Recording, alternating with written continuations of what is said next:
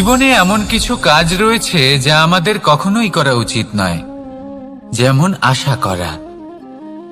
যদি আপনি আশা করেন আর আপনার আশা পূর্ণ না হয়, আপনি খুবই কষ্ট পাবেন। এবার আপনি যদি প্রতীক্ষা করেন, করতেই থাকেন, আর সেই ব্যক্তি যদি না আসে, তাহলেও খুব কষ্ট পাবেন। আর হলো তুলনা।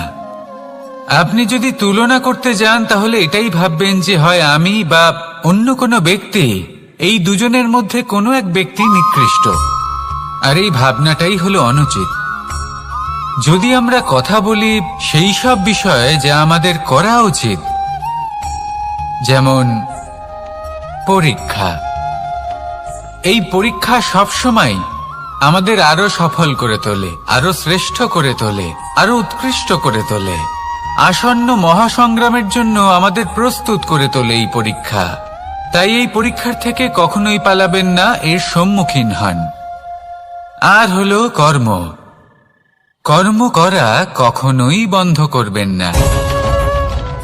তুলনা করার বদলে কর্ম করুন, প্রতীক্ষা করার বদলে কর্ম করুন, আর আশা করার বদলে কর্মই করুন। জীবন সফল হয়ে যাবে। দেখুন, সবার শেষে সত্যি বলতে এই কর্ম আর এই পরীক্ষা, এই দুই আমাদের জীবনকে সুখী করে তুলতে পারে। আসুন আর আমার সাথে ভালোবেসে বলুন, রাধা রাধা। মানুষ তার জীবনে শিক্ষা এবং প্রেম, এই দুই লাভ করে তার মাতা, পিতা এবং গুরুর কাছ থেকে। কিন্তু মানুষ সবথেকে বেশি ভালোবাসে নিজের মাতাকে, কারণ মাতা খুব নির্মল চিত্তে ভালোবাসে, শান্ত মনে আমাদের অন্তরে শক্তির সঞ্চার করে থাকেন, আমাদের উৎসাহ দেন, বলশালী করে তোলেন। ব্যাপারটা কিন্তু এমন নয় যে আমরা নিজেদের বাবা বা গুরুকে ভালোবাসি না, তাদেরকেও আমরা অত্যন্ত ভালোবাসি, শুধু ওনাদের কঠোর ব্যবহার দেখলে আমরা একটু ভয় পেয়ে যাই। এবার ওনাদের এই কঠোর ব্যবহার আমাদের ভালো না লাগলেও অত্যন্ত আবশ্যক, কারণ মাতার থেকে আমরা যে শক্তি লাভ করি তা যেন নিয়ন্ত্রণ হারিয়ে বিধ্বংসী না হয়ে ওঠে, আমরা যেন কোনো কুপথে না চলে যাই, আমরা কখনো যেন দোষ না করে ফেলি। শুধু সেই জন্য পিতা এবং গুরু একটু কঠোর হয়ে ওঠেন, এবং ওনাদের এই কঠোর আচরণ ভবিষ্যতে গিয়ে আমরা অবশ্যই বুঝতে পারি। জীবনে কিছু বছর আমরা এগিয়ে যাই আর তারপর আমরা বুঝতে পারি যে বাবা এবং গুরু আমাদের যথেষ্ট ভালোবাসতেন, কিন্তু ওনাদের ভালোবাসার বহিঃপ্রকাশ আলাদা। প্রয়োজনীয় হলো এটা দেখার, এটা বোঝার যে শুরু থেকে আমাদের প্রতি ওনাদের আচরণ কেমন ছিল। ওনাদের কঠোর হওয়ার পেছনে ওনাদের ভালোবাসাটা বোঝার চেষ্টা করুন, ওনাদের চিন্তাটা বোঝার চেষ্টা করুন, ওনাদের পথপ্রদর্শনের আড়ালে আপনার ভবিষ্যতের জন্য যে পরিকল্পনা ওনারা করেছেন সেটা বোঝার চেষ্টা করুন। তখন আপনারা বুঝতে পারবেন ওনাদের ভালোবাসাকে। আপনার মনের মধ্যে আপনা থেকেই ওনাদের প্রতি সম্মান জেগে উঠবে। নিজের পিতা এবং নিজের গুরু, এই দুজনের প্রতি কৃতজ্ঞতা প্রকাশ করুন আর আমার সাথে ভালোবেসে বলুন, রাধা রাধা।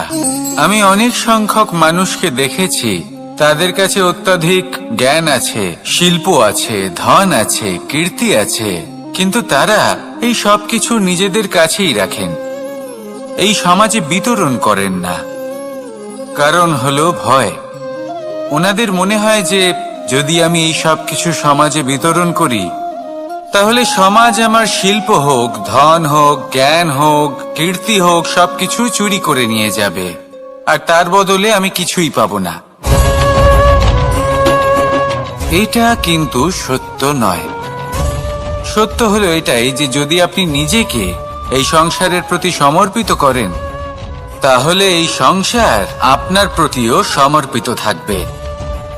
আপনি শুধু ধন, জ্ঞান, কীর্তি, সম্মান পাবেন তাই নয়, বরং এই সমাজ আপনাকে নিজের চোখে হারাবে, মনের মধ্যে স্থান দেবে। তাই এই ভয় ত্যাগ করে দেখুন কিভাবে এই সমাজ আপনাকে প্রেম সমর্পণ করে।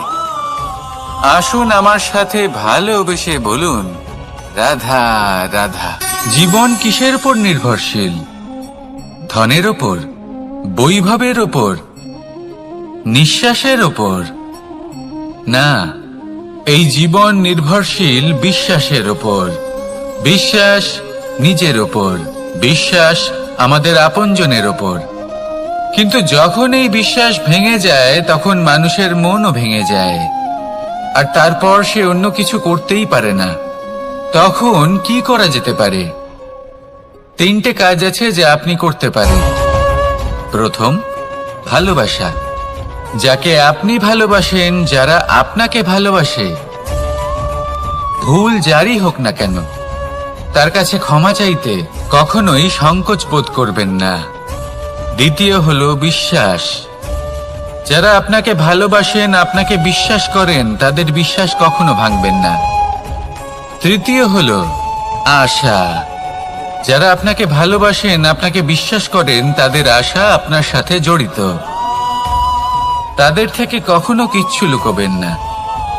এই 3টে কাজ করুন, আর এই জীবন সুপ্রসন্ন হয়ে বলবে, রাধা রাধা। মানুষের জীবনে 2 ধরনের আবেগ থাকে যা চিরকাল তার সাথে বসবাস করে। প্রথম, স্বপ্ন। দ্বিতীয়, অজুহাত। মানুষ হাজার হাজার স্বপ্ন দেখতে পারে। আমাকে এই কাজ করতে হবে, আমাকে ওখানে ঘুরতে যেতে হবে, আমার জীবনে এই অসম্ভব কাজ বাস্তবায়িত করে দেখাতে হবে, আদি ইত্যাদি। এবার ঠিক যেমন স্বপ্ন দেখেন, সেইভাবে অজুহাতও খুঁজে নিয়ে আসেন। আমি এই স্বপ্ন পূরণ করতে পারলাম না, কারণ আমাকে কেউ সাহায্যই করল না, কারণ আমি দুর্বল হয়ে পড়েছিলাম, কারণ আমার কাছে সময়ই ছিল না, আদি ইত্যাদি। এবার সাফল্য এবং অসফলতার মাঝখানে এই ধরনের সংঘর্ষ হতে থাকে। সাফল্য তখন লাভ করা সম্ভব যখন আপনার স্বপ্ন আপনার অজুহাতের থেকে অনেক বড় হয়, আর অসফলতা তখন পাবেন যখন আপনার অজুহাত আপনার স্বপ্নের থেকে অনেক বড় হয়। আপনি যদি সাফল্য লাভ করতে চান, তাহলে চেষ্টা করতে থাকুন, পরিশ্রম করুন। যদি অসফল হন, তাহলে ভয়ভীত হওয়ার কোনো প্রয়োজন নেই। নিজের ভুল বুঝুন, তাকে শুধরে নিন, আবার চেষ্টা করুন। কিন্তু যদি নিজের জীবনে অজুহাত নিয়ে আসেন, তখন স্বপ্ন কখনো পূরণ হবে না। আসুন আমার সাথে ভালোবেসে বলুন, রাধা রাধা। ভয়ের সাথে আমরা সবাই পরিচিত, কষ্টও আমরা সবাই পেয়েছি। কখনো কখনো আমরা অসুস্থ হয়ে পড়ি, আর এমন সময় হলে মাতার মমতা, কখনো বাবার স্নেহ, কখনো বন্ধুদের পাশে থাকার অনুভূতি আমাদের রোগ নিরাময়ে সাহায্য করে। কখনো যদি আমরা নিরাশ হয়ে পড়ি, তখন যদি আমাদের কোনো আপনজন আমাদের 2টো ভালো কথা বলে, তখন আমাদের মনোবল বেড়ে যায়। ঠিক তেমন সংসারের এই রঙ্গমঞ্চে যদি আপনি পীড়িত অনুভব করেন, কিছু শুভ কথা আলোচনা করুন, কিছু স্তুতি গান করুন, কিছু মুহূর্তের জন্য হলেও নিজের ইষ্টদেবের কথা স্মরণ করুন আর প্রার্থনা করুন। সাহস বাড়বে, শক্তিও বৃদ্ধি পাবে, এবং সামনে এগিয়ে চলার পথও দেখতে পাবেন। তখন এই মন প্রসন্ন হয়ে বলবে, রাধা রাধা। কখনো কখনো অন্ধকারের সাথে লড়াই করার জন্য আমরা প্রদীপ জ্বালাই। এতে প্রথমে সলতে রাখি, তারপর তেল ঢালি, তারপর আগুন জ্বেলে এটা প্রজ্বলিত করি। তারপর একটা সময় আসে যখন এই প্রদীপ নিভে যায়। কারণটা কি? কারণ কি এটা যে প্রদীপের প্রকাশমান হওয়ার ক্ষমতা সমাপ্ত হয়েছে? না, এই যে আগুন আমরা দেখতে পাচ্ছি, এই আগুনের জন্য যে শক্তির প্রয়োজন হয় তা আসে এই তেল থেকে। যদি এই তেল সমাপ্ত হয়ে যায়, তাহলে এই প্রকাশ তাও সমাপ্ত হয়ে যায়। আর আমাদের জীবনে এই তেল হলো আমাদের কর্ম, আর এই আগুন আর এর দ্বারা উৎপন্ন হওয়া প্রকাশ আমাদের ভাগ্য। যত আমাদের কর্ম ক্ষীণ হতে থাকবে, আমাদের ভাগ্য সৌভাগ্য কোথাও না কোথাও লুপ্ত হয়ে যাবে। যে উজ্জ্বল ভবিষ্যৎ আমরা চাইছি তা কখনো লাভ করতে পারবো না যদি কর্ম না করি। ঠিক যেমন তেল ছাড়া অগ্নি উৎপন্ন হয় না, তেমনি কর্ম ছাড়া সৌভাগ্য হয় না। আর যেমন কর্ম তেমন ভাগ্য। তাই সব সময় কর্ম করতে থাকুন, কর্ম করা থামাবেন না। আর আমার সাথে ভালোবেসে বলুন, রাধা রাধা। জীবনে তিনটি বিষয় আছে, তিনটি বস্তু আছে, তারা যেন আপনাকে কখনো বশে না করে নিতে পারে। প্রথম হলো ধন। ধন যতক্ষণ আপনি ব্যবহার করতে থাকেন, যতক্ষণ তা আপনার কাজে আসছে, ততক্ষণ ঠিক আছে, এই ধন আপনার কাছে অমৃত। কিন্তু যখন এই ধন আপনাকে ব্যবহার করতে শুরু করে, বুঝে যাবেন যে আপনার পতনের সময় শুরু হয়েছে। দ্বিতীয় বিষয়, ফেলে আসা অতীত। যাই করুন, আপনি অতীত পাল্টাতে পারবেন না, আর এই সত্যিটা আপনিও জানেন। কিন্তু তাও এর বশবর্তী আমরা হয়ে পড়ি। আর যখন তাই হয়, তখন এই সংসারে আমরা যেখানেই যাই না কেন, যত বড়ই সুখ লাভ করি না কেন, সেই সব আমাদের কাছে তিক্ত বলে মনে হয়। তৃতীয় বিষয়, আপনার আশেপাশের মানুষ। ভিন্ন ভিন্ন ধরনের মানুষ হয়, যাদের চিন্তা ভাবনা এবং দৃষ্টিভঙ্গি ভিন্ন ভিন্ন প্রকারের। যদি এদের বশবর্তী আপনি হয়ে পড়েন, তাহলে কেউ বলবে এটা করো, এটা ভালো। কেউ বলবে এটা করো না, ওটা করো, ওটা ভালো কাজ। কেউ বলবে এই দুটোই করো না, অন্য কিছু করো। এই কথাগুলিতে আপনি এতটাই জড়িয়ে পড়বেন যে আপনি লক্ষ্যভ্রষ্ট হয়ে পড়বেন। তাই এই তিন বিষয় থেকে সাবধানে থাকবেন। যদি কোনো কিছু বশ করতে হয়, তাহলে আপনাকে বশ করতে হবে আপনার আজকে, নিজের বর্তমানকে। এটা খুব প্রয়োজনীয়। এটা ভাববেন যে এই সময়ের সদ্ব্যবহার আমি কিভাবে করব, সময়কে শাসন কিভাবে করব, ওই কর্ম কিভাবে করব যাতে ভবিষ্যতে কখনো আমার আফসোস না হয়, বরং এই সংসার আমাকে নিয়ে গর্ব করবে, সেই কর্ম করুন। আর যখন আপনি এটা শিখে নেবেন, তখন আপনি নিজেই নিজেকে প্রকৃত অর্থে ভাগ্যশালী করে তুলবেন। আসুন আমার সাথে ভালোবেসে বলুন, রাধা রাধা। অনেক সময় আমরা কারোর নীরবতাকে তার দুর্বলতা ভেবে বসি। হতেই পারে সেই ব্যক্তি উত্তর দিতে চাইছেন না, হতে পারে অন্য কোনো কারণ আছে যা আমরা বুঝতেই পারছি না।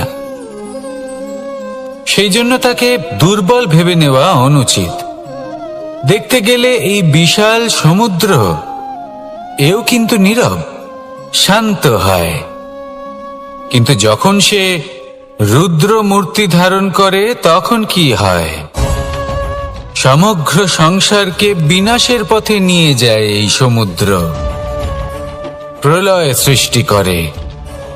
সেই জন্য কারোর সহ্য শক্তিকে দুর্বলতা বলে মনে করবেন না। কারণ যদি এই নীরবতা নিজেকে ভেঙে বেরিয়ে আসে, তাহলে তা বিনাশের সমস্ত সীমা পার করে যেতে পারে। তাই এই নীরবতাকে সবসময় বুঝুন, সবসময় একে সম্মান করতে শিখুন। আর আমার সাথে ভালোবেসে বলুন, রাধা রাধা। কখনো কোনো চাতক পাখিকে দেখেছেন? কথায় আছে যে বছরে মাত্র একবার সে তার তৃষ্ণা মিটিয়ে থাকে, আর তাও আকাশে ভেসে থাকা মেঘের দ্বারা ঘটানো বৃষ্টির জলের ফোঁটা থেকে। আর কোথাও থেকে সে তার তৃষ্ণা পূরণ করে না। সারা বছর সে নিদারুণ গরম সহ্য করে, তীব্র শীতও সহ্য করে, শুধু এই আশা নিয়ে যে বছরে একবার অন্তত সেই মেঘের ঘন ঘটা হবে, বৃষ্টি হবে, আর সে তার তৃষ্ণা নিবারণ করবে। এটা আসলে কি? এটা আসলে বিশ্বাস। সেই বিশ্বাস যে বছরে একবার সেই মেঘ আসবে তৃষ্ণা নিবারণ করতে। যেমন দেখুন, একটা সূর্যমুখী ফুল সারা রাত অন্ধকারের সাথে যুদ্ধ করে, কারণ তার বিশ্বাস যে ভোরবেলায় সূর্য তাকে অবশ্যই দর্শন দেবেন। সেটাও বিশ্বাস ছিল, যার উপর ভরসা করে মনু একটা নৌকা নিয়ে বেরিয়ে পড়েছিলেন এবং সমস্ত সৃষ্টিকে প্রলয়ের হাত থেকে বাঁচিয়েছিলেন। সেটাও ছিল ভালোবাসার প্রতি বিশ্বাস, যার উপর ভরসা করে বানর এবং ভাল্লুক সেনা নিয়ে শ্রীরাম আক্রমণ করেছিলেন সমস্ত বরদানপ্রাপ্ত অসুরগণ এবং রাক্ষসগণের লঙ্কায় এবং জয় লাভ করেছিলেন। এই বিশ্বাসই হল এই বিশ্বের আশা। বিশ্বাস রাখুন যে আপনি হলেন সর্বশ্রেষ্ঠ এবং শুধুই নিজের কর্ম করতে থাকুন। এই বিশ্বাসের আশাই আপনাকে প্রতি মুহূর্তে বল প্রদান করবে। এ হলো আমার বিশ্বাস। আসুন আর আমার সাথে ভালোবেসে বলুন, রাধা রাধা। যোগাসন। যোগাসনে আসন অত্যন্ত গুরুত্বপূর্ণ। এবার আমি বলবো সবথেকে শ্রেষ্ঠ আসন কোনটি। আশ্বাস। নিজেকে আশ্বস্ত করতে থাকুন যে আমি আছি, সব ঠিক হবে, যা হচ্ছে ভালোর জন্য হচ্ছে। এই আশ্বাস আপনাকে জীবনে এমন ধনাত্মক বিশ্বাস দেবে যে আপনি বড় বড় সমস্যার সমাধান করতে পারবেন। এবার যদি কথা বলি সবথেকে কঠিন সময়ের, তাহলে সেটা হলো বিচ্ছেদের। যা মা সীতাকে সহ্য করতে হয়েছে শ্রীরামের জন্য, রাধা কৃষ্ণকেও সহ্য করতে হয়েছে। যে ব্যক্তি বিচ্ছেদের সময় সঠিক পথে চলে এসেছে, সে জীবনে অনেক শ্রেষ্ঠ স্থানে অবশ্যই পৌঁছতে পারবে। এবার যদি কথা বলি সবথেকে জরুরি এবং গুরুত্বপূর্ণ সময়ের, তাহলে সেটা হলো সংযোগ। সকলকে সাহায্য করতে থাকুন। আপনি অন্যদের সাহায্য করে তাদের যত আনন্দ দিতে পারবেন, ততটাই আনন্দ আপনারও জীবনে অবশ্যই আসবে। আসুন আর আমার সাথে ভালোবেসে বলুন, রাধা রাধা। সংসারে সকলে উঁচুতে উঠতে চায়, কেউ নত হতে চায় না। সবাই এটা মনে করে যে নত হওয়ার অর্থ হলো তাদের আত্মসম্মান এবং অহংবোধের বিরুদ্ধাচরণ করা। তাদের মনে হয় যে যদি আমরা নত হই, সংসার আমাদের দুর্বল মনে করবে, তাদের শৌর্য এবং তাদের ব্যক্তিত্বের অপমান হবে। কিন্তু এটা কি সত্যি? প্রত্যেকবার নত হওয়ার অর্থ কি সম্মানহানি হওয়া? কখনোই নয়। আপনি নিজের জীবনকেই দেখে নিন। আপনার কোনো অমূল্য জিনিস যদি নিচে পড়ে যায়, তাহলে তাকে কিভাবে তোলেন? সেই বস্তুকে তোলার জন্য আপনাকে নত হতেই হবে। আপনি বড়দের আশীর্বাদ কিভাবে লাভ করেন? আপনি নত হয়ে তবেই তাদের আশীর্বাদ লাভ করতে পারেন, তাই না?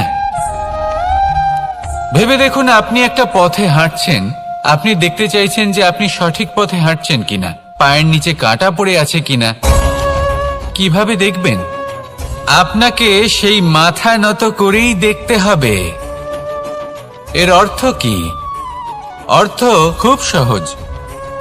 প্রত্যেকবার নত হওয়া অনুচিত নয়, সেটা কোনোভাবেই সম্মানহানি নয়। পরিস্থিতি অনুসারে এবং যেখানে প্রয়োজন, আপনি নত হতে শিখে গেলে আপনি অনেক কিছুই লাভ করতে পারবেন। জ্ঞান, মান, গুণ, বিশ্বাস। সেই জন্য প্রয়োজন এবং পরিস্থিতি অনুসারে নত হতে শিখুন, এতে অনুচিত কিছুই নেই। আত্মসম্মান থাকা অত্যন্ত প্রয়োজনীয়, কিন্তু তা যেন কখনো অহংকারে পরিণত না হয়। এই বিষয়ে অবশ্যই নজর রাখবেন এবং আমার সাথে ভালোবেসে বলবেন, রাধা রাধা। আমাদের জীবনে অনেক ধরনের ব্যক্তি এসে থাকেন। কেউ কেউ আমাদের সাথে থেকে যান, কেউ আমাদের থেকে দূরে চলে যান। কেউ ভালো মানুষ হন, কেউ খারাপ মানুষ। কিন্তু আমরা সবসময় সেই সময়টাকে নিয়ে দুঃখ প্রকাশ করি যখন আমাদের জীবনে কোনো খারাপ ব্যক্তি প্রবেশ করেন। তারা আমাদের খারাপ অনুভূতি দেন, দুঃখ দেন, কষ্ট দেন। আমরা সবাই তাকে ভালো মন্দ কথা বলি। কিন্তু কেন? এমন বিভিন্ন ধরনের মানুষ, খারাপ মানুষ, ভালো মানুষ, সবার জীবনেই আসেন। এবং সকলকেই একটা অমূল্য শিক্ষা দান করে যান। এবার আপনি নিজেই ভেবে দেখুন, জীবনে যখন প্রথমবার আপনি আগুন স্পর্শ করেছিলেন, তখন আপনি একটা শিক্ষা লাভ করেছিলেন যে আমাকে আগুনের থেকে একটু দূরে থাকতে হবে। তারপর আস্তে আস্তে আপনি শিখলেন যে কিভাবে এই আগুনকে নিয়ন্ত্রণে রাখতে হবে। তারপর আপনি শিখলেন যে কিভাবে নিজের জীবনে তাকে প্রয়োগ করতে হবে, তা সে অন্ধকারে প্রকাশ লাভ করার জন্য হোক বা খাবার বানানোর জন্য। সেইভাবেই কোনো খারাপ ব্যক্তি যখন আপনার জীবনে আসে কোনো শিক্ষা দিয়ে যান, তার প্রতি কৃতজ্ঞ থাকুন। তার বিষয় খারাপ ভাবার বা খারাপ অনুভূতি নিয়ে থাকার কোনো প্রয়োজন নেই। সেই শিক্ষা লাভ করুন, ইতিবাচক মনোভাব নিয়ে জীবনের সামনে এগোতে থাকুন। কেউ নেই যিনি আপনাকে বাধা দিতে পারেন। আসুন আমার সাথে ভালোবেসে বলুন, রাধা রাধা।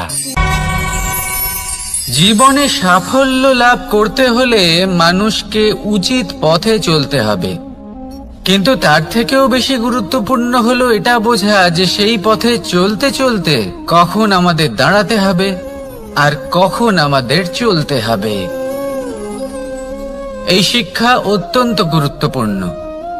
এবার দেখুন, ছোট্ট একটা কথা রয়েছে, ওকে আটকিও না, যেতে দাও।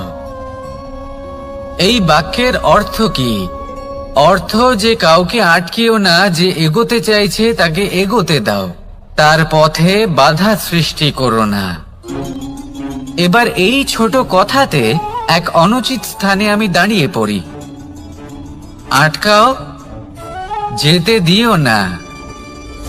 এবার এর অর্থ কি হলো? যে এই ব্যক্তিকে আটকাও, তাকে জীবনে এগোতে দিও না, এর পথে বাধা সৃষ্টি করো। এবার এই ছোট কথাতে অনুচিত স্থানে যদি আমি আটকে যাই, তবে ভাবো কত পার্থক্য হলো। এই শিক্ষা কতটা গুরুত্বপূর্ণ সেটা শিখুন, আর এই শিক্ষা আমাদের জীবনে কতটা গুরুত্বপূর্ণ হতে পারে সেইটা বুঝুন। বুঝে যান, শিখে যান জীবনে কখন সামনে এগোতে হবে আর কখন থামতে হবে। মন প্রসন্ন হয়ে বলবে, রাধা রাধা। সময় যা সবকিছুকে সমান করে দিতে পারে, যা সব থেকে বেশি শক্তিশালী, সব থেকে বড় সম্পত্তি, সব থেকে বড় শিক্ষক এবং সব থেকে বড় সুযোগ। এই সময় যখন ভালো যায় তখন তা আপনাকে আমিত্বে মত্ত করে তোলে, অহংকারে নিমজ্জিত করে দেয়। আর যখন খারাপ হয় তখন দুঃখের সাগরে নিজের প্রতি ঘৃণাবোধে নিমজ্জিত করে। তাই এই সময় যা এত শক্তিশালী এক সম্পত্তি, এত মহান একটি ধন, তাকে এমনি এমনি নষ্ট হতে দেবেন না। এই সময়ের সাথে কি করবেন, কিভাবে করবেন তা ভাবতে গিয়ে এবং করতে গিয়ে সময় নষ্ট করবেন না। যদি আপনি এই সময় নষ্ট করেন, তাহলে সময়ও নিশ্চিত করবে যে আপনার সাথে কি করা উচিত। তাই সময়ের সদ্ব্যবহার করুন আর আমার সাথে ভালোবেসে বলুন, রাধা রাধা। আপনারা সবাই একটা গাছের পাতাকে দেখুন। যতক্ষণ পর্যন্ত গাছের সাথে, মানে গাছের ডালের সাথে জুড়ে থাকে, সে সবুজ থাকে, বাতাসের সাথে সে নড়তে থাকে। যতক্ষণ পর্যন্ত ও সূর্য থেকে পাওয়া রশ্মির শক্তি গাছে পৌঁছে দেয়, ততক্ষণ ও ডালের সাথে যুক্ত থাকে। কিন্তু যখন সেই পাতা শুকিয়ে যায়, তখন তার কোনো গুরুত্ব থাকে না। সেই পাতা গাছের ডালে এবং বৃক্ষের কাছে বোঝা হয়ে থেকে যায়। এবং এমন এক সময় আসে যখন সেই ডালটি শুকনো সেই পাতাকে পরিত্যাগ করে। এটাই আমরা এই প্রকৃতিতে দেখি এবং এটাই হলো সত্য। আর এটাই আমাদের জীবনে খুব বড় একটা শিক্ষা। যদি আপনিও নিজের জীবনে নিজের আপনজনদের কাছে বোঝা স্বরূপ হয়ে দাঁড়ান, তাহলে তারা আপনাকে যতই ভালোবাসুক না কেন, ওনারা যদি নাও চান তাহলেও এমন এক দিন আসবে যখন আপনার আপনজন আপনাকে পরিত্যাগ করবে। সেই জন্য সবসময় আত্মনির্ভর হয়ে ওঠার চেষ্টা করুন। নিরন্তর পরিশ্রম করতে থাকুন, কারোর উপর বোঝা হয়ে থাকবেন না, বরং তার সাথে মিলে দায়িত্ব পালন করুন। এমনটা করবেন তাহলে আপনার সম্মানও বজায় থাকবে এবং সম্পর্কের মধ্যে আপনার মূল্যও বজায় থাকবে। আসুন আর আমার সাথে ভালোবেসে বলুন, রাধা রাধা। ঈশ্বর আসলে কে? সংসারের বেশিরভাগ মানুষের কাছে ঈশ্বর হলেন এই সংসারের রচয়িতা, পালনকর্তা। কারোর কাছে উনি জ্ঞাতা, কারোর কাছে উনি হলেন আস্থার প্রতীক, আবার কারোর জন্য শুধুমাত্র অন্ধবিশ্বাস। কিন্তু এই ঈশ্বর কি কোনো শরীর, নাকি একটা বোধ, নাকি শুধুই শ্রদ্ধা? ঈশ্বর হলেন তিনি যিনি হলেন আপনার ইষ্ট। সেই জন্যই তো গুরু, মাতা, পিতা এনাদেরও ঈশ্বরই বলা হয়েছে। যাদেরকে আমরা ঈশ্বর বলে মনে করি, যারা আমাদের ইষ্ট, তারা আমাদের একটি পথ দেখান, একটি দিকে চালিত করেন। সেই পথে চলে আপনি শুভ কর্ম করতে পারেন। আর যখন কোনো ব্যক্তি তার ঈশ্বরের আদেশ পালন করেন, তখন সে নিজে থেকেই শুভ পথে অগ্রসর হয়ে যান। বেশ কয়েকজন মানুষ ঈশ্বরের ওপর আস্থা রাখেন এবং ভাবেন যে অনুচিত কোনো কাজ করা উচিত নয়, ঈশ্বর দেখছেন। ওনারা ভয় পান যে কোনো অনুচিত কর্ম করলে কে জানে তার পরিণাম কি হবে। এমন অনেক ব্যক্তি রয়েছেন যারা ঈশ্বরকে বিশ্বাস করেন এবং জানেন যে ঈশ্বর তাদেরকে দেখছেন। তাই যে যে শুভ কর্ম ওনারা করেছেন তার ফল তারা অবশ্যই পাবেন। এবার আপনি ভয় পেয়ে ঈশ্বরকে বিশ্বাস করবেন, নাকি বিশ্বাসের দ্বারা ঈশ্বরকে বিশ্বাস করবেন, সেই সিদ্ধান্ত আপনারই। কিন্তু হ্যাঁ, যদি আপনার মনে ঈশ্বরের জন্য কোনো স্থান থাকে, যদি আপনার কোনো ইষ্ট থাকেন, যদি আপনি কাউকে ঈশ্বর মনে করেন, যার প্রত্যেক আদেশ আপনি পালন করে থাকেন, তাহলে বলি, ঈশ্বর কখনো আপনাকে অনুচিত পথে চালিত করবেন না। আসুন আমার সাথে ভালোবেসে বলুন, রাধা রাধা। কথায় আছে যে স্বপ্ন এবং লক্ষ্য হলো একটি মুদ্রারই দুটি দিক। যতক্ষণ না স্বপ্ন দেখছেন ততক্ষণ বুঝবেন কি করে আপনার লক্ষ্য কি? স্বপ্ন দেখে যদি নিজের লক্ষ্য বুঝতে পারেন, সেটা পেতে চান, তবেই সেটা লাভ করতে পারবেন। কিন্তু স্বপ্ন এবং লক্ষ্য এই দুইয়ের মধ্যে একটা ভারসাম্য রয়েছে, যেটা বজায় রাখা প্রয়োজনীয়। একে আমরা বলে থাকি পরিশ্রম। দেখুন, যদি আপনি স্বপ্ন দেখতে চান, তাহলে পরিশ্রম ত্যাগ করে নিদ্রা লাভ প্রয়োজন। কিন্তু যদি আপনি লক্ষ্য লাভ করতে চান, তাহলে আপনাকে নিদ্রা ত্যাগ করে পরিশ্রম করতে হবে। তাই আলস্য ত্যাগ করুন এবং সিদ্ধান্ত নিন যে আপনি কি চান। আপনার জীবনের এই তুলাদণ্ডে স্বপ্নের পাল্লা ভারী হওয়া প্রয়োজন নাকি লক্ষ্যের? আমার মতে এই দুইয়ের মধ্যে যদি ভারসাম্য বজায় রাখেন, তবে পথ নিজে থেকেই সামনে আসবে। শুধু সেই পথে অগ্রসর হতে থাকুন এবং আমার সাথে ভালোবেসে বলুন, রাধা রাধা।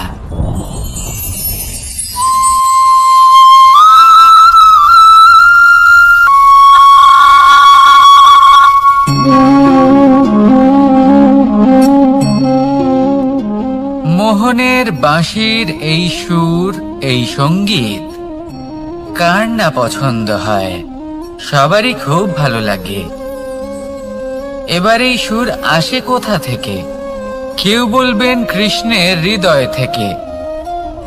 সত্য কথা, এই সুর হৃদয় থেকে নির্গত হয় এবং প্রকট হয় এই বাঁশি থেকে। এই বাঁশিটাকে দেখুন, এই ছিদ্রগুলি দেখুন, প্রত্যেকটা সুর থেকে নিজস্ব একটা স্বর নির্গত হয়। এবার যে ব্যক্তি এই সমস্ত সুর এবং স্বর বুঝতে পারেন, এতে নিপুণ, তিনি এই বাঁশির দ্বারা যে সুর নির্গত করবেন তা তো মধুর অবশ্যই হবে। এবার জীবনের সাথেও কিছুটা এরকমই ঘটে। জীবনের কিছু নীতি থাকে, অর্থ, কুটুম্ব এবং আধ্যাত্মিক। যদি জীবনের প্রত্যেকটা মুহূর্ত সুখময় হয় এরকম আপনি চান, তাহলে এই তিনটি নীতিতে আপনাকে নিপুণ হতে হবে। কোনো একটি বিশেষ নীতির প্রতি যদি আপনি বেশি ঝুঁকে পড়েন, তাহলে বাকি দুই নীতি থেকে যা সুখ লাভ করা সম্ভব তা পারবেন না। ধন অর্জন করতে হবে পরিবারের জন্য, পরিবারের সুখ মনের শান্তির জন্য, মনে শান্তির প্রয়োজন মনের শুদ্ধতার জন্য। যখন এই মন শুদ্ধ হবে, জীবন শুদ্ধ হবে, পবিত্র হবে, সুন্দর হবে এবং ভালোবেসে বলবে, রাধা রাধা। আমি রথে যাত্রা করি, তাতে বারবার পথে থামি আর দেখি যে আমি অনুচিত দিকে যাচ্ছি না তো, আমি উচিত পথেই যাচ্ছি তো। কারণটা কি? কারণ হলো যাতে আমি পথভ্রষ্ট না হয়ে যাই। জীবনযাত্রাতেও এটাই প্রয়োজন। জীবনযাত্রায় ভোগ বিলাসের পথে হারিয়ে যাওয়া খুব সহজ। বারবার থেমে আপনাকে দেখতে হবে, নিজেকে কিছু প্রশ্ন করতে হবে। আমি কি আজ সেই কর্মই করছি যেটা আমি করতে চেয়েছিলাম? আমি কি আজ সেই জীবন যাপন করছি যেমন আমি যাপন করতে চেয়েছিলাম? যদি এই প্রশ্নগুলোর উত্তর হ্যাঁ হয়, তাহলে এগোতে থাকুন, নয়তো থেমে যান এবং বিচরণ করুন। মনে রাখবেন, এই সংসার অত্যন্ত জটিল আর এতে হারিয়ে যাওয়া অত্যন্ত সরল। সেই জন্য নিজে থেকে বারবার থামা এবং জীবন চিন্তন করা অত্যন্ত আবশ্যক। তাহলে সেটাই করুন আর আমার সাথে ভালোবেসে বলুন, রাধা রাধা। এই সংসারে যখনই দুজন মানুষ একত্রিত হয়ে কোনো সমস্যার বিষয়ে আলোচনা করেন, তখন হয় সবার শেষে কোনো না কোনো সমাধান বের করেন বা কোনো না কোনো বিবাদ করেন। এই বিবাদ হলো মনুষ্য জীবনের সব থেকে বড় ঝামেলা, সব থেকে বড় সমস্যা। ভেবে দেখুন, এই বিবাদ কেন হয়? তখনই হয় যখন বার্তালাপ ঠিকমতো হয় না। আর বার্তালাপ ঠিকমতো কেন হয় না? কারণ বেশিরভাগ সময় মানুষ একটাই ভুল করে বসে। সামনের মানুষের কথা শোনেন, কিন্তু তার উত্তর দেবার জন্য, তার কথার মর্ম বোঝার জন্য নয়। কিন্তু যেদিন থেকে, যে মুহূর্ত থেকে আপনি এটা শিখতে শুরু করে দেবেন যে আমি অপরের কথা শুনবো, কিন্তু সেটা বোঝার জন্য, তাকে উল্টে জবাব দেবার জন্য নয়, সেদিন থেকেই বিবাদের সমাপ্তি ঘটবে আর বার্তালাপ স্পষ্ট হয়ে যাবে। দেখুন, হয় সামনের মানুষের কথা বুঝতে শিখুন বা নিজের বক্তব্য ভালোভাবে সামনের মানুষটাকে বুঝিয়ে বলুন। বার্তালাপ নাকি বিবাদ, আপনি কোনটা চান? সিদ্ধান্ত আপনার। আসুন আর আমার সাথে ভালোবেসে বলুন, রাধা রাধা। কাম, তৃতীয় পুরুষার্থ। এবার অধিকাংশ মানুষই কাম বলতে বিলাসিতা, বাসনা, লালসা মনে করে ফেলে। আসলে এমন কিছুই নয়। কামের বাস্তবিক অর্থ কি? কামের বাস্তবিক অর্থ হলো কামনা। প্রতিটা ব্যক্তি, প্রতিটা মানুষ, প্রতিটা জীব এই সংসারে কোনো না কোনো বিশেষ কারণে আসে। সেই কারণকে পূর্ণ করার জন্য কর্ম করাকে কাম বলে। এখন সেটা সবার জন্য ভিন্ন হতে পারে। কারোর কাছে সেটা জ্ঞান অর্জন করা হতে পারে, আবার কারোর কাছে নির্মাণ করা হতে পারে। কারোর জন্য পরিবারকে সঞ্চালন করা হতে পারে, আবার কারোর জন্য এই সংসার থেকে পাপ দূর করা হতে পারে।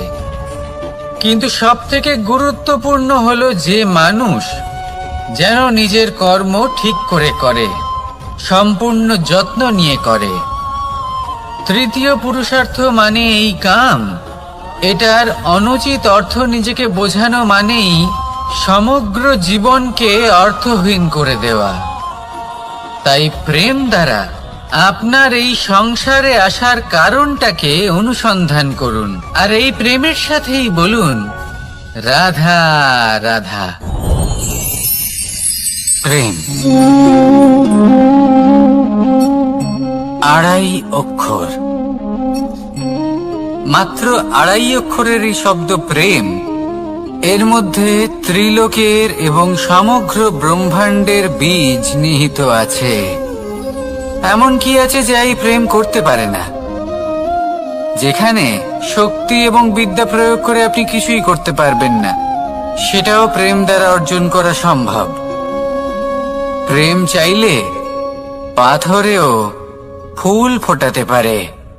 প্রেম চাইলে ন্যাড়া পাহাড়ের বুক চিরে নদীপথ তৈরি করতে পারে। চাইলে নিরক্ষর ব্যক্তিকে সংসারের শ্রেষ্ঠ জ্ঞানী করে তুলতে পারে। শুধুমাত্র এই প্রেমের জন্য সবার দুষ্টু কানাই ঘনশ্যাম হয়ে উঠেছিল। শুধুমাত্র এই প্রেমের টানেই ত্রিলোকের স্বামী দ্বারকাধীশ নির্ধন সুদামার পদসেবাও করেছিলেন। এই প্রেম হলো সংসারের সব থেকে বড় শক্তি। এই সংসারের আধার হলো প্রেম। এমন কিচ্ছু নেই যা এই প্রেমের পক্ষে সম্ভব নয়। যেখানে বিদ্যা এবং শক্তি সাহায্য করতে পারে না, সেখানে এই প্রেম আপনাকে জয়ী করে দিতে পারে। তাহলে আসুন আর আমার সাথে ভালোবেসে বলুন রাধা রাধা। আমরা যখনই কোনো যাত্রায় যাব বলে মনে করি, তখনই আমরা প্রস্তুত থাকি আসন্ন বিপদের জন্য বা সংকটের জন্য। যেমন যদি আমাদের মনে হয় যে আজকের পরিবেশ খুব ঠান্ডা হবে, তাহলে আমরা গরম বস্ত্র ধারণ করি বা সেটাকে সাথে নিয়ে যাই। যদি মনে হয় যে বৃষ্টি হতে পারে বা বৃষ্টি হয়ে চলেছে, আমরা দেখছি, তাহলে আমরা একটা ছাতা সাথে নিয়ে নিই।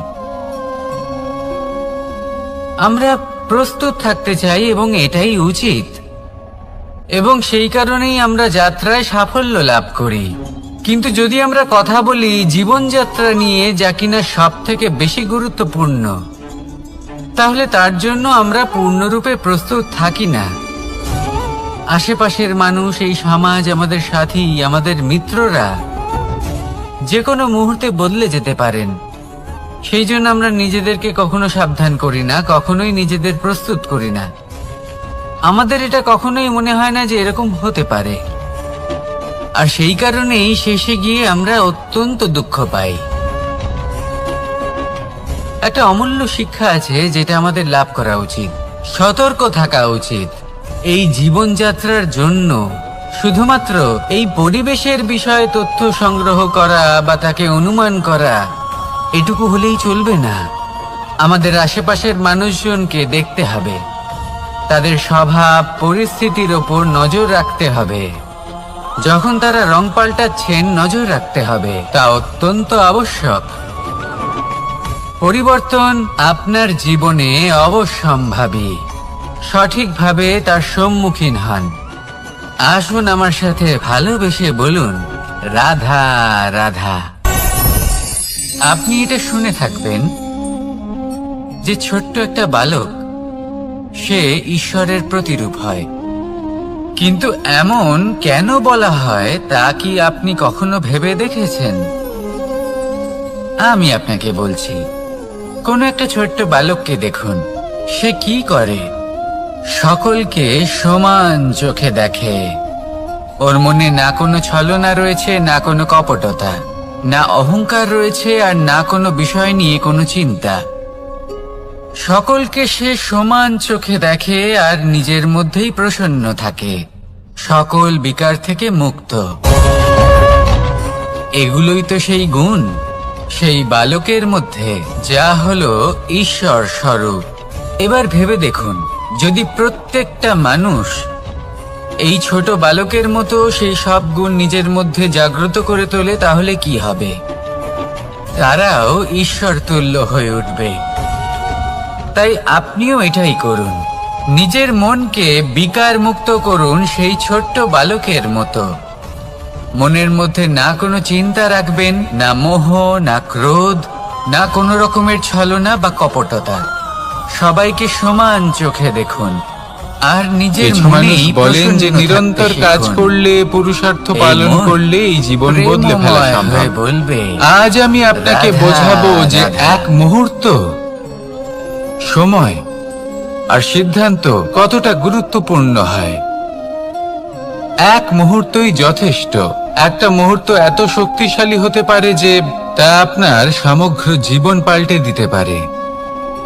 এমন এক সময় ছিল শ্রীরামের কাছে, যখন ওনাকে সিদ্ধান্ত নিতে হয় যে উনি নিজের পিতার আদেশ পালন করতে বনবাসে যাবেন নাকি যাবেন না।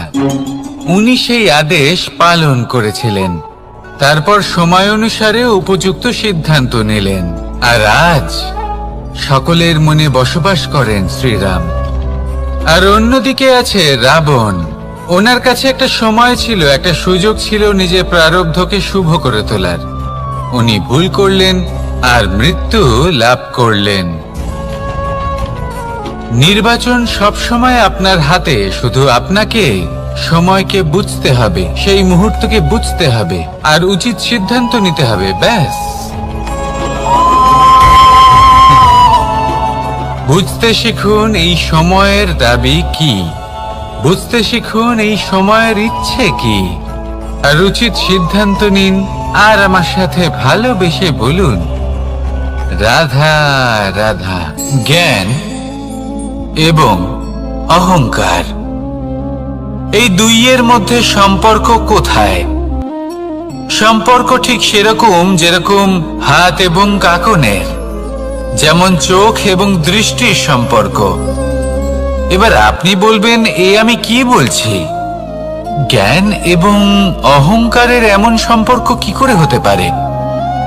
দেখুন, যে ব্যক্তি জ্ঞানী, যার কাছে জ্ঞান রয়েছে এবং তিনি জানেন যে তার কাছে জ্ঞান রয়েছে, তার মধ্যে নিজে থেকেই অহংবোধ জাগ্রত হয়। খুব কম সংখ্যক এমন জ্ঞানী ব্যক্তি আছেন যারা নিজেদের অহংকারের বিষয়ে আঁচ করতে পারেন। প্রকৃত জ্ঞানী হলেন তিনি, যিনি নিজের জ্ঞানের সদ্ব্যবহার করে অহংকারকে দূর করেন। উচিত সময় বুঝে যান, নিজের অন্তর যাচাই করে এই বিষয়টা দেখেন যে তার অন্তরে অহংবোধ জাগ্রত হচ্ছে, এবং নিজেকে সেখানেই থামিয়ে দেন, যাতে অহংকারের পথে তিনি অগ্রসর না হয়ে যান। এই অহংকার কখন উচিত, কখন অনুচিত, কখন প্রয়োগ করা উচিত, উচিত নয়, কখন বাধা দেওয়া উচিত, এটা শেখা অত্যন্ত প্রয়োজনীয়। আর যদি এটা আপনি শিখতে পারেন, তাহলে আপনি একজন জ্ঞানীও হয়ে উঠবেন এবং সুখীও থাকবেন। তাই মনে রাখবেন, এই জ্ঞান নিয়ে কখনোই অহংকার করবেন না, বরং সবসময় নিজের অহংবোধের বিষয়ে প্রকৃত ধারণা রাখবেন। আসুন আমার সাথে ভালোবেসে বলুন, রাধা রাধা। আমাদের জীবনে 7 ধরনের সুখ আছে, আর সেগুলো লাভ করার জন্য আমরা অত্যন্ত প্রচেষ্টা করি। কিন্তু কোনো প্রচেষ্টা করার পূর্বে তা কিভাবে করব সেটা বোঝা খুব প্রয়োজন, আর সেখানেই আমরা ভুল করে থাকি। যে কাজটা আমাদের পরে করা উচিত, সেটাই আমরা আগে করে বসি। আপনাকে স্পষ্ট করে বোঝাই, প্রত্যেক সুখের সাথে 2টি ক্রিয়া জড়িত থাকে। এবার যখন আমরা ধনের কথা বলি, তখনও 2টি ক্রিয়া জুড়ে থাকে। প্রথম ক্রিয়া হলো ধন অর্জন করা, দ্বিতীয় ক্রিয়া হলো ধনের ব্যবহার করা। আর জীবনে ধনের ব্যবহার করার পূর্বে ধন কিভাবে অর্জন করতে হয় তা শেখা অত্যন্ত প্রয়োজনীয়। আমরা মন্দিরে যাই, ভগবানের আরাধনা করি, তার জন্য পুজো করি, ওনাকে প্রসন্ন করতে চাই, কিন্তু তার আগে ভগবানের ওপর আস্থা রাখা প্রয়োজনীয়। যদি আপনার অটল বিশ্বাস থাকে তবেই আপনি প্রকৃত ভক্ত হয়ে উঠতে পারবেন। এবার যদি আপনি বক্তা হয়ে থাকেন, শ্রেষ্ঠ বক্তা হতে চান, এই সংসারের সামনে নিজের বক্তব্য রাখতে চান, তাহলে কথা বলার পূর্বে কথা শুনতে শিখুন। তবেই আপনি একজন শ্রেষ্ঠ বক্তা হয়ে উঠতে পারবেন। জীবনে সম্পর্ক স্থাপন করার আগে সম্পর্ক বজায় রাখতে শিখুন। তবেই আপনি একজন প্রকৃত সাথী হয়ে উঠবেন। জীবনে পরাজয় মানার পূর্বে বিজয়ী হওয়ার চেষ্টা কিভাবে করতে হয় সেটা শিখুন। তবেই আপনি একজন নিপুণ ব্যক্তি হয়ে উঠবেন। অন্তিম এবং সবথেকে গুরুত্বপূর্ণ কথা, জীবনে ভালোবাসা লাভ করার পূর্বে ভালোবাসা প্রদান করতে শিখুন। তবেই আপনি একজন প্রকৃত প্রেমী হয়ে উঠবেন। আসুন আমার সাথে ভালোবেসে বলুন, রাধা রাধা। এই সংসারের সবথেকে বড় যুদ্ধ কোনটা? দেব-অসুরের যুদ্ধ যা অনেক বছর ধরে চলেছিল, নাকি রাম রাবণের যুদ্ধ, নাকি মহাভারত? না, সংসারের সবথেকে বড় যুদ্ধ হলো সেইটা যা নিজের সাথে লড়া হয়, নিজের মনের সাথে লড়া হয়, নিজের অন্তরের সাথে লড়া হয়। এটাই সবথেকে বড় যুদ্ধ। এবার নিজেই দেখুন আপনার সবথেকে বড় শত্রুকে। আপনার স্বার্থ, আপনার কামনাগুলি, আপনার অহংকারগুলি, যা আপনাকেই নষ্ট করে দেয়। যদি এদের ওপর আপনি বিজয় লাভ করতে পারেন, তাহলে ধরে নিন এই সংসারে সবার ওপরে আপনি বিজয় লাভ করতে পারবেন। এই সংসারে কেউ আপনাকে পরাজিত করতে পারবে না, কিন্তু তার জন্য প্রয়োজন অনুভূতির। অনুভূতি ভালোবাসার, অনুভূতি অনুপ্রেরণার। যে ব্যক্তি ভালোবাসতে পারেন এবং প্রেরণা দিতে পারেন, তিনি চিরকাল জয় লাভ করতে পারেন। নিজের কাছে ভালোবাসার এক অস্ত্র রাখুন আর প্রেরণার এক ঢাল। জীবনে কেউ আপনাকে পরাজিত করতে পারবে না।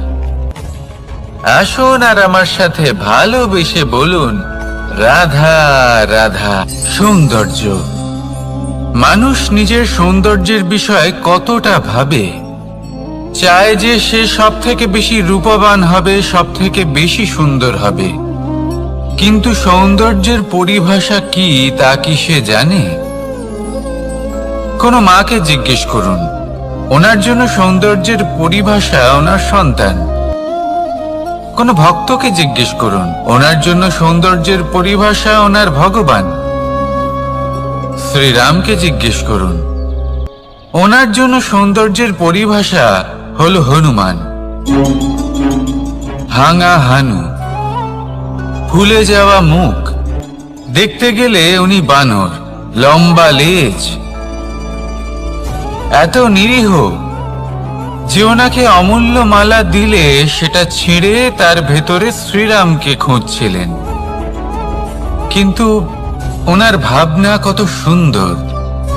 উনি এটা বিশ্বাস করেন যে সংসারের যতই মূল্যবান জিনিস দিয়ে এই মালা তৈরি করা হোক না কেন, যদি এর মধ্যে শ্রীরাম না থাকেন তাহলে এর মধ্যে কোনো অর্থ নেই। সৌন্দর্য রূপে নয়, ভাবনায় নিহিত থাকে। যদি আপনি সৌন্দর্য প্রাপ্ত করতে চান তাহলে তা কর্মে নিয়ে আসুন, ভাবনায় এবং বিচারে নিয়ে আসুন। এই সৌন্দর্য আপনার সাথেই থাকবে।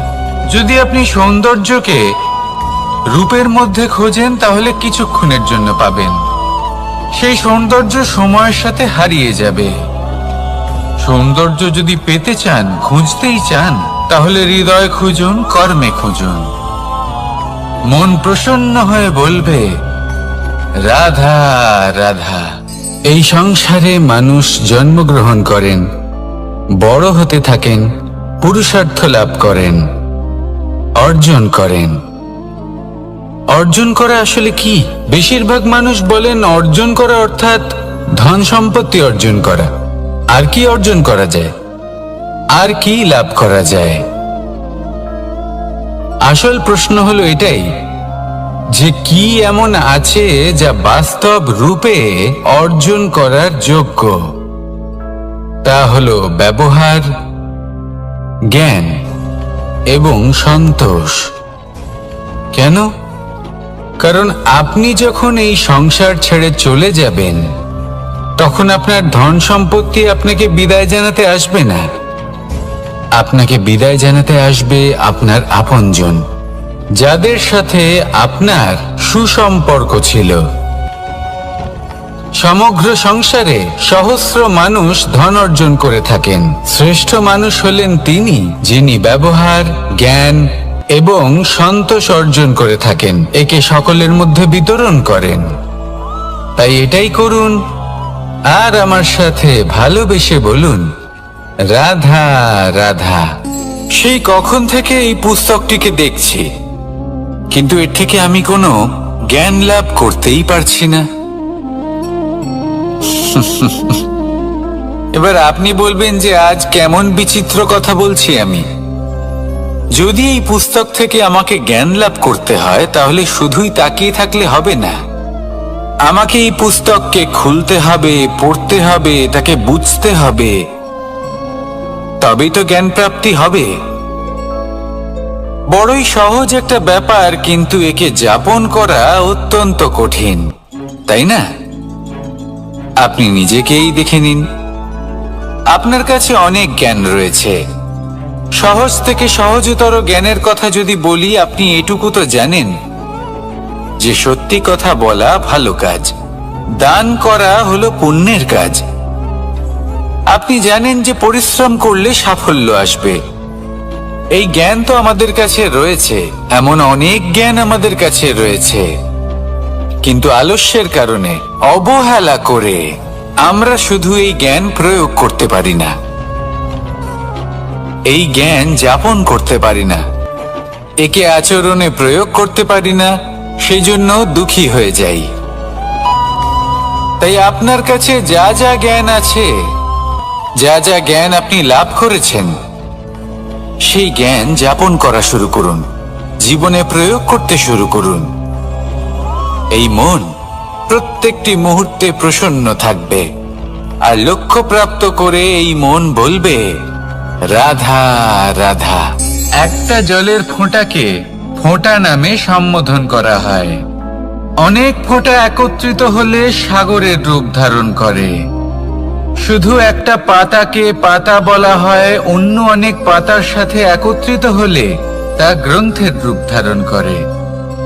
একটা মাত্র সুতো অন্য সুতোর সাথে মিলিত হলে বস্ত্রের রূপ ধারণ করে।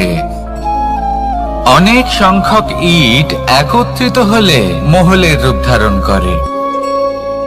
সৈন্যরা একত্রিত হলে সৈন্যদল তৈরি হতে পারে। এটা হলো শক্তি সংগঠনের, এটাই হলো শক্তি একতার।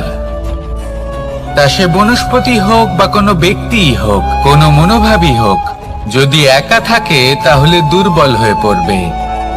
যদি সংগঠিত থাকে তাহলে শক্তিও বাড়বে আর আপনাকে সামনে এগিয়েও নিয়ে যাবে। তাই এই একতায় বিশ্বাস রাখুন আর আমার সাথে ভালোবেসে বলুন, রাধা রাধা। এমন কিছু রয়েছে মানুষের মনে, তাদের জীবনে এমন এক আবেগ যা সর্বজন বিদিত, যা সবাই জানেন যে উপস্থিত আছে। সেটাকে আমরা সমস্যা বলে থাকি। এমনিতে আমরা সকলেই জানি যে এমন কোনো গৃহ নেই যেখানে মৃত্যুর ছায়া পড়েনি, এমন কোনো বৃক্ষ নেই যার দ্বারা ওষুধ তৈরি সম্ভব নয়, এমন কোনো অন্ন নেই যা সময়ের সাথে বিষ বা অমৃতে পরিণত হতে পারে। এবার এই সমস্যাগুলি কোনো ব্যক্তির জন্য সমস্যা হতে পারে, কিন্তু নিজে থেকে এরা কোনো সমস্যাই নয়। এরা আসে আমাদের সাহায্য করতে, আমাদের কিছু শেখাতে। আপনি নিজেই দেখুন, পর্বতের শিখর থেকে কোনো এক পাখি পড়ে গিয়ে নিজের প্রাণ ত্যাগ করলো। সেটা কখন সম্ভব? যখন সেই পাখি ওড়ার চেষ্টাই করে না। তখন যখন কোনো ব্যক্তি জলে পড়ে যান এবং ডুবে গিয়ে নিজের প্রাণ হারান, এর সম্ভাবনা কখন বেশি থাকে? যখন সেই ব্যক্তি সাঁতার কাটার চেষ্টাই করেন না। তখন এই সমস্যা প্রত্যেকের জীবনে থাকবেই, কিন্তু এটা মনে রাখা প্রয়োজনীয় যে কোনো সমস্যা পরিস্থিতির কারণে সমস্যা হয়ে ওঠে না। এই পরিস্থিতি যখন আমাদের সামনে আসে, আমাদের তা কঠিন মনে হয়। আমরা নতমস্তক হয়ে পড়ি, ভয়ভীত হয়ে পড়ি, তার সম্মুখীন হতে পারি না। তখন তা সমস্যার রূপ নেয়। দৃঢ় হয়ে দাঁড়িয়ে থাকুন সাহসের সাথে, এই পরিস্থিতিগুলির সম্মুখীন হন। দেখবেন সমস্যা কখন সাফল্যে পরিণত হবে আপনি জানতেই পারবেন না। আসুন আমার সাথে ভালোবেসে বলুন, রাধা রাধা। এই সংসারে কখনো কোনো ব্যক্তিকে তার বাইরের পোশাক দেখে বিচার করার চেষ্টা করবেন না। এটা খুব বড় ভুল করবেন। যেমন আমরা জীবনে অনেক সময় এমন করি। ধরুন কোথাও একটা গাছ দেখলাম, খুব বিশাল আকারের একটা গাছ, যেটা মাটির থেকে অনেক উঁচুতে পৌঁছে গেছে, যার বিশাল শাখা আছে। সেগুলো দেখে আমরা ভাবি যে এই গাছে হয়তো কত সুস্বাদু ফল আছে। আমরা সেই গাছের পরিচর্যা করতে থাকি। আবার অন্যদিকে হলো একটি তৃণ, যেটা মাটি থেকে কিছুটা উঁচুতে পৌঁছেছে, কিন্তু সেই তৃণর নিচে, মাটির নিচে অত্যন্ত সুস্বাদু ফল বা সবজি জন্ম নেয়, যা আমাদের স্বাস্থ্যের পক্ষে অত্যন্ত উপকারী। সেই জন্য কখনো আবরণ দেখে কাউকে বিচার করতে চেষ্টা করবেন না। তার বদলে এটা বোঝার চেষ্টা করুন যে আপনার সামনে যে ব্যক্তি আছে বা বস্তু আছে, তার বিশেষত্ব কি। যদি এই বিশেষত্ব বোঝার ক্ষমতা আপনি অর্জন করেন, যদি এই শিল্প আপনি নিজের ভেতরে জাগ্রত করেন, তাহলে এই সংসারে বিশেষত্ব কি সেটা আপনি জানতে পারবেন। আর এই সমস্ত খেলা দৃষ্টি থেকে নয়, দৃষ্টিভঙ্গি থেকে জন্ম নেয়। দৃষ্টিভঙ্গি সবসময় শুভ রাখুন, আর আমার সাথে ভালোবেসে বলুন, রাধা রাধা। যখন মানুষের মৃত্যু হয় তখন কি হয়? অনেক সংখ্যক মানুষ শোক পালন করতে চলে আসেন। যে ব্যক্তি মৃত্যু লাভ করেছেন তার অনেক বস্তু থাকে যেগুলো তার প্রিয়, যেগুলো তিনি ব্যবহার করেছেন। তার শয্যা, তার বস্ত্র, তার আভূষণ সবকিছু তার থেকে বিচ্ছিন্ন করা হয় এবং খালি হাতে তাকে শ্মশানের উদ্দেশ্যে রওনা করা হয়। আমি আপনাকে এই প্রশ্ন করতে চাই, আপনি এই সংসারে কি অর্জন করেছেন? ধন সম্পত্তি, বস্ত্র, আভূষণ, এই সব কিছু যে আপনি অর্জন করেছেন, আপনার মৃত্যুর পরে তা আপনার থেকে দূর হয়ে যাবে। এর উত্তর হলো একটাই, আপনার কর্ম। শুধু সেটাই আছে যে একান্ত আপনার, আর শুধু সেটাই এই সংসার থেকে চলে যাওয়ার পরেও সংসারেই জীবিত থাকবে। যদি আপনি দুষ্কর্ম করেন, তাহলে এই সংসার আপনাকে একটি অনুচিত উদাহরণ হিসেবে মনে রাখবে যে এই ব্যক্তি খুব পাপী ছিল, অনুচিত কর্ম করতেন। যে পথে তিনি চলেছেন সেই পথে কারোর চলা উচিত নয়। সেখানেই যদি আপনি সৎকর্ম করেন, তাহলে সংসার চিরকাল এটাই বলবে যে খুব ভালো মানুষ ছিলেন, সবাইকে ভালোবাসতেন, সবাইকে সাহায্য করতেন, আমার খুব প্রিয় মানুষ ছিলেন। এটাই হলো শ্রেষ্ঠ কর্ম। সেই জন্য জীবনে শুধুমাত্র ধন সম্পত্তি, আভূষণ এই সব অর্জন করতে গিয়ে নিজের মনোনিবেশ করবেন না। শ্রেষ্ঠ কর্ম করুন। সংসার থেকে চলে যাওয়ার পরেও এই কর্মই এই সংসারে আপনাকে জীবিত রাখবে। আসুন আমার সাথে ভালোবেসে বলুন, রাধা রাধা। আমরা সবাই সূর্যকে সম্মান করি, ওনাকে শ্রদ্ধা করি, ওনাকে পুজো করি। এই সূর্য আমাদের শক্তি প্রদান করেন, প্রকাশ প্রদান করেন। কখনো কখনো উষ্ণতা এতটাই বাড়িয়ে তোলেন, এতটাই তপ্ত করে তোলেন, আমাদের একথা মনে হয় যে আমাদের এই শরীর জ্বলে যাচ্ছে। তখনও আমরা বিরোধিতা করি না, তাকে কটু কথা শোনাই না। আমরা সসম্মানে তা গ্রহণ করি। কেন কেন করি? কারণ আমরা জানি যে সন্ধেবেলা যখন সূর্যাস্ত হবে তখন শুধুমাত্র অন্ধকার বাকি থাকবে। ঠিক কিছুটা এরকমই হয় আমাদের মাতা পিতাও, যিনি আমাদের জন্ম দেন, আমাদের ভরণ পোষণ করেন, আমাদের বড় করেন, আমাদের প্রেম প্রদান করেন। কখনো কখনো তাদের মুখ থেকে কটু কথা নিঃসৃত হয়, আমাদের দুঃখ হয়, কিন্তু তখন আমাদের এটা বোঝা উচিত এগুলি নিঃসৃত হচ্ছে আমাদেরই মঙ্গলের জন্য। যেমন সূর্যদেব, উনিও উত্তাপ দিয়ে থাকেন আমাদেরই মঙ্গলের জন্য, যাতে ফসল পাকতে পারে, যাতে জল বাষ্প হয়ে মেঘ হতে পারে, বৃষ্টি হতে পারে, আর এই সংসারে নিরন্তর জলের প্রবাহ থাকে। আমাদের মাতা পিতা, তাদের কঠোর আচরণ, তাদের কঠোর অনুশাসনের পেছনে লুকিয়ে থাকে ওনাদের ভালোবাসা। আমাদের তা বুঝতে হবে, সসম্মানে ওনাদের গ্রহণ করতে হবে। কারণ ঠিক সূর্যাস্তের পরে যেমন চতুর্দিক অন্ধকারচ্ছন্ন হয়ে যায়, তেমনি আমাদের জীবন থেকে যখন আমাদের মাতা পিতা চলে যায় তখন আমাদের জীবনেও শুধু এবং শুধুমাত্র অন্ধকারই ছেয়ে থাকে। সেই জন্য নিজের মাতা পিতাকে সম্মান করুন, ওনাদের ভালোবাসা প্রদান করুন। এই মন আর এই জীবন প্রসন্ন হয়ে বলবে, রাধা রাধা। কিছু মানুষ বলেন যে নিরন্তর কাজ করলে, পুরুষার্থ পালন করলে এই জীবন বদলে ফেলা সম্ভব। আজ আমি আপনাকে বোঝাবো যে এক মুহূর্ত, সময় আর সিদ্ধান্ত কতটা গুরুত্বপূর্ণ হয়। এক মুহূর্তই যথেষ্ট। একটা মুহূর্ত এত শক্তিশালী হতে পারে যে তা আপনার সমগ্র জীবন পাল্টে দিতে পারে।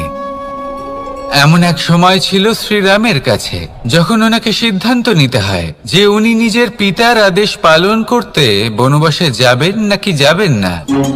উনি সেই আদেশ পালন করেছিলেন, তারপর সময় অনুসারে উপযুক্ত সিদ্ধান্ত নিলেন।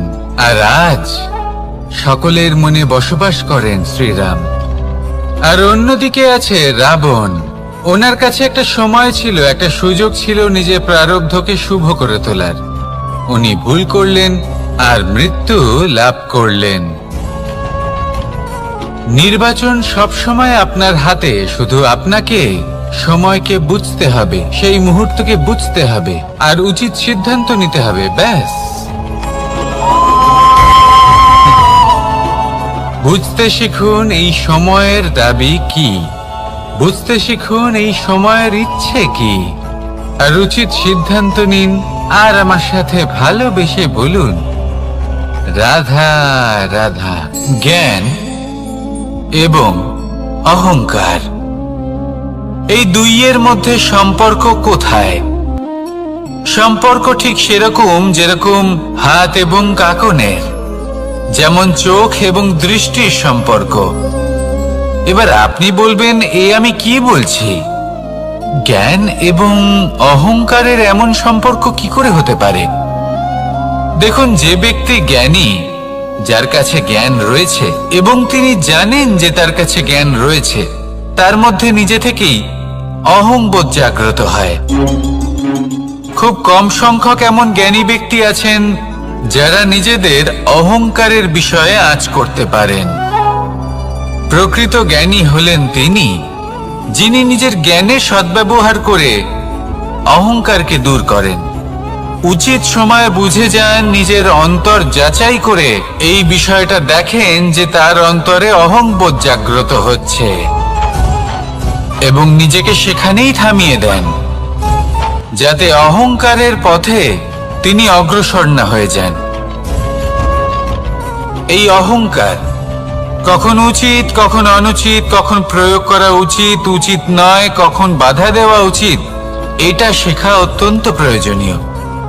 আর যদি এটা আপনি শিখতে পারেন, তাহলে আপনি একজন জ্ঞানীও হয়ে উঠবেন এবং সুখীও থাকবেন।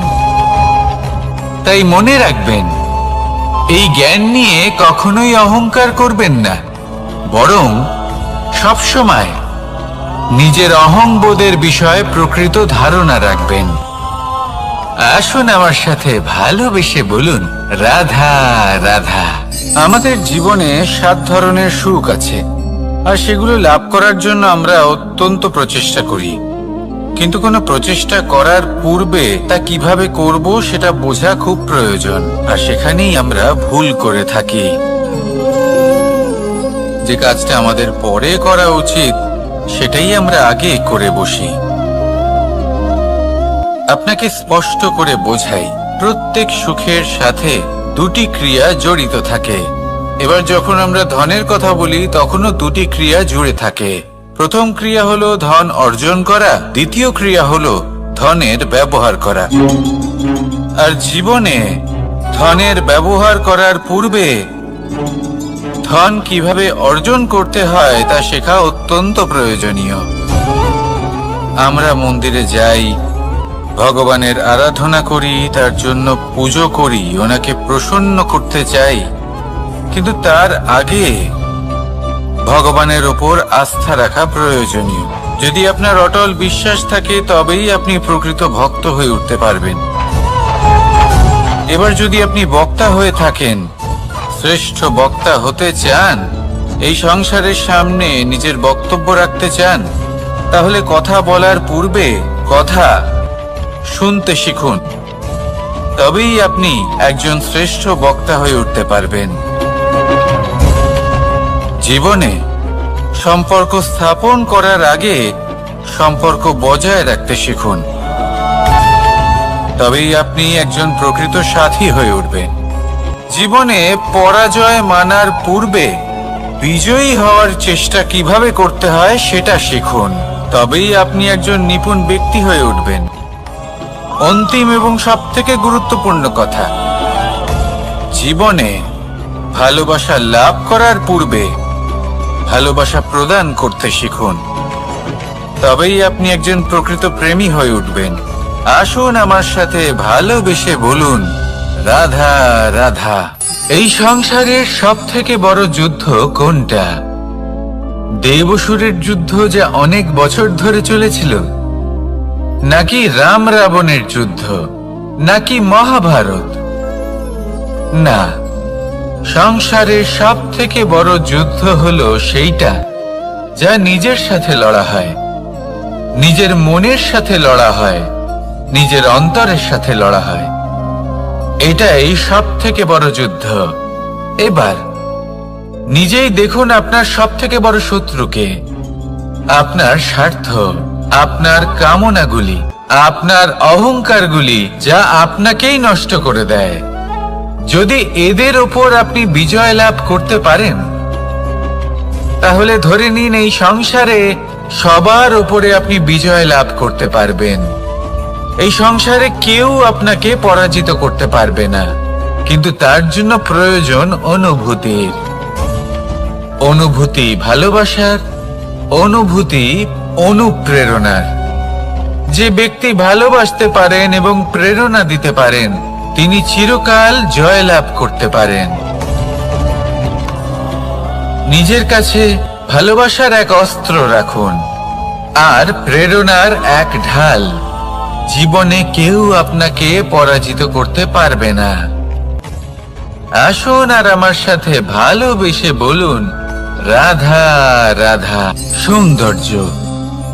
মানুষ নিজের সৌন্দর্যের বিষয়ে কতটা ভাবে চায় যে সে সব থেকে বেশি রূপবান হবে, সব থেকে বেশি সুন্দর হবে। কিন্তু সৌন্দর্যের পরিভাষা কি তা কি সে জানে? কোনো মাকে জিজ্ঞেস করুন, ওনার জন্য সৌন্দর্যের পরিভাষা ওনার সন্তান। কোনো ভক্তকে জিজ্ঞেস করুন, ওনার জন্য সৌন্দর্যের পরিভাষা ওনার ভগবান। শ্রীরামকে জিজ্ঞেস করুন, ওনার জন্য সৌন্দর্যের পরিভাষা হলো হনুমান। ভাঙা হানু, ফুলে যাওয়া মুখ, দেখতে গেলে উনি বানর, লম্বা লেজ, এত নিরীহ যে ওনাকে অমূল্য মালা দিলে সেটা ছিঁড়ে তার ভেতরে শ্রীরামকে খুঁজছিলেন। কিন্তু ওনার ভাবনা কত সুন্দর। উনি এটা বিশ্বাস করেন যে সংসারের যতই মূল্যবান জিনিস দিয়ে এই মালা তৈরি করা হোক না কেন, যদি এর মধ্যে শ্রীরাম না থাকেন তাহলে এর মধ্যে কোনো অর্থ নেই। সৌন্দর্য রূপে নয়, ভাবনায় নিহিত থাকে। যদি আপনি সৌন্দর্য প্রাপ্ত করতে চান তাহলে তা কর্মে নিয়ে আসুন, ভাবনায় এবং বিচারে নিয়ে আসুন। এই সৌন্দর্য আপনার সাথেই থাকবে। যদি আপনি সৌন্দর্যকে রূপের মধ্যে খোঁজেন তাহলে কিছুক্ষণের জন্য পাবেন, সেই সৌন্দর্য সময়ের সাথে হারিয়ে যাবে। সৌন্দর্য যদি পেতে চান, খুঁজতেই চান, তাহলে হৃদয় খুঁজুন, কর্মে খুঁজুন। মন প্রসন্ন হয়ে বলবে রাধা রাধা। এই সংসারে মানুষ জন্মগ্রহণ করেন, বড় হতে থাকেন, পুরুষার্থ লাভ করেন, অর্জন করেন। অর্জন করা আসলে কি? বেশিরভাগ মানুষ বলেন অর্জন করা অর্থাৎ ধন সম্পত্তি অর্জন করা। আর কি অর্জন করা যায়? আর কি লাভ করা যায়? আসল প্রশ্ন হলো এটাই যে কি এমন আছে যা বাস্তব রূপে অর্জন করার যোগ্য। তা হলো ব্যবহার, জ্ঞান এবং সন্তোষ। কেন? কারণ আপনি যখন এই সংসার ছেড়ে চলে যাবেন তখন আপনার ধন সম্পত্তি আপনাকে বিদায় জানাতে আসবে না। আপনাকে বিদায় জানাতে আসবে আপনার আপনজন, যাদের সাথে আপনার সুসম্পর্ক ছিল। সমগ্র সংসারে সহস্র মানুষ ধন অর্জন করে থাকেন। শ্রেষ্ঠ মানুষ হলেন তিনি যিনি ব্যবহার, জ্ঞান এবং সন্তোষ অর্জন করে থাকেন, একে সকলের মধ্যে বিতরণ করেন। তাই এটাই করুন আর আমার সাথে ভালোবেসে বলুন রাধা রাধা। সেই কখন থেকে এই পুস্তকটিকে দেখছি, কিন্তু এর থেকে আমি কোনো জ্ঞান লাভ করতেই পারছি না। এবার আপনি বলবেন যে আজ কেমন বিচিত্র কথা বলছি আমি। যদি এই পুস্তক থেকে আমাকে জ্ঞান লাভ করতে হয় তাহলে শুধুই তাকিয়ে থাকলে হবে না। আমাকে এই পুস্তককে খুলতে হবে, পড়তে হবে, তাকে বুঝতে হবে, তবেই তো জ্ঞান প্রাপ্তি হবে। বড়ই সহজ একটা ব্যাপার, কিন্তু একে যাপন করা অত্যন্ত কঠিন, তাই না? আপনি নিজেকেই দেখে নিন। আপনার কাছে অনেক জ্ঞান রয়েছে। সহজ থেকে সহজতর জ্ঞানের কথা যদি বলি, আপনি এটুকু তো জানেন যে সত্যি কথা বলা ভালো কাজ, দান করা হলো পুণ্যের কাজ। আপনি জানেন যে পরিশ্রম করলে সাফল্য আসবে। এই জ্ঞান তো আমাদের কাছে রয়েছে, এমন অনেক জ্ঞান আমাদের কাছে রয়েছে, কিন্তু আলস্যের কারণে, অবহেলা করে আমরা শুধু এই জ্ঞান প্রয়োগ করতে পারি না, এই জ্ঞান যাপন করতে পারি না, একে আচরণে প্রয়োগ করতে পারি না, সেই জন্য দুঃখী হয়ে যাই। তাই আপনার কাছে যা যা জ্ঞান আছে, যা যা জ্ঞান আপনি লাভ করেছেন, সেই জ্ঞান যাপন করা শুরু করুন, জীবনে প্রয়োগ করতে শুরু করুন। এই মন প্রত্যেকটি মুহূর্তে প্রসন্ন থাকবে, আর লক্ষ্য প্রাপ্ত করে এই মন বলবে রাধা রাধা। একটা জলের ফোঁটাকে ফোঁটা নামে সম্বোধন করা হয়। অনেক ফোঁটা একত্রিত হলে সাগরের রূপ ধারণ করে। শুধু একটা পাতাকে পাতা বলা হয়, অন্য অনেক পাতার সাথে একত্রিত হলে তা গ্রন্থের রূপ ধারণ করে। একটা মাত্র সুতো অন্য সুতোর সাথে মিলিত হলে বস্ত্রের রূপ ধারণ করে। অনেক সংখ্যক ইট একত্রিত হলে মহলের রূপ ধারণ করে। সৈন্যরা একত্রিত হলে সৈন্যদল তৈরি হতে পারে। এটা হলো শক্তি সংগঠনের। এটাই হলো শক্তি একতার। তা সে বনস্পতি হোক বা কোনো ব্যক্তিই হোক, কোনো মনোভাবই হোক, যদি একা থাকে তাহলে দুর্বল হয়ে পড়বে। যদি সংগঠিত থাকে তাহলে শক্তিও বাড়বে আর আপনাকে সামনে এগিয়েও নিয়ে যাবে। তাই এই একতায় বিশ্বাস রাখুন আর আমার সাথে ভালোবেসে বলুন, রাধা রাধা। এমন কিছু রয়েছে মানুষের মনে, তাদের জীবনে এমন এক আবেগ যা সর্বজন বিদিত, যা সবাই জানেন যে উপস্থিত আছে। সেটাকে আমরা সমস্যা বলে থাকি। এমনিতে আমরা সকলেই জানি যে এমন কোনো গৃহ নেই যেখানে মৃত্যুর ছায়া পড়েনি। এমন কোনো বৃক্ষ নেই যার দ্বারা ওষুধ তৈরি সম্ভব নয়।